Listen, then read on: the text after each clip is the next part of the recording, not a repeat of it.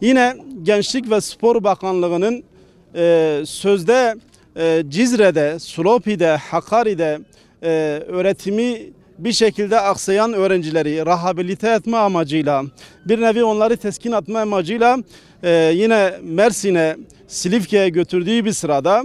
orada ilginçtir ki gerek PKK düşüncesine mensup öğreticilerin bulunması ve gerekse özellikle Hakkari'de giden aralarında YDGH militanların da bulunduğu sözüm ona öğrencilerin bulunmuş oldukları tesiste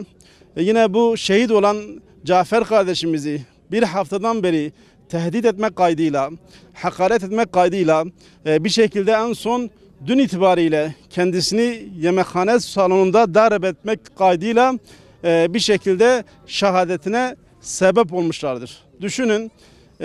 devletin bir nevi himayesinde bulunan, devletin yetkisinde bulunan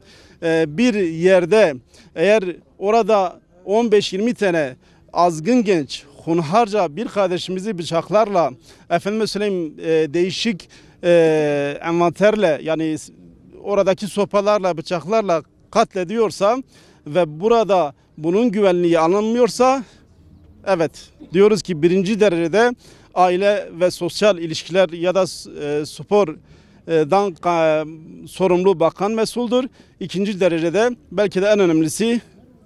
demin de söyledim, Doğu ve Güneydoğu'da bu umduğu ortamı bulamayıp Batı illerine taşımaya çalışan örgüt ve siyasi uzantıları sorumludur.